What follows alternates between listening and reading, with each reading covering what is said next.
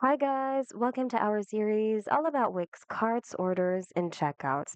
Tags help you organize your orders. In case you want to edit them or delete the ones you no longer need, we'll show you how to do so in today's video. On your site's dashboard, go to Sales and go to Orders. Here on your order list, select any order so that the options at the top will appear. Now click on Assign Tags and click on Manage Tags.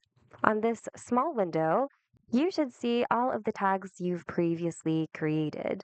To edit a tag, click on the Rename or the Edit button and then update your tag. Once you're done updating it, you can click the Check button. And to delete a tag, you can simply go to the tag you no longer need and click the Delete button next to it.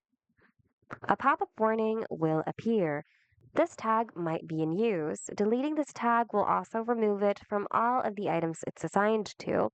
Once you're sure, click on Delete, and it should successfully be deleted from your tags list, as well as from the orders it was assigned to. And basically, that's it. That's how you manage your tags on your Wix site.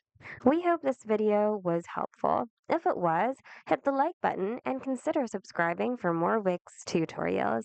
Thanks for watching and see you guys in the next video.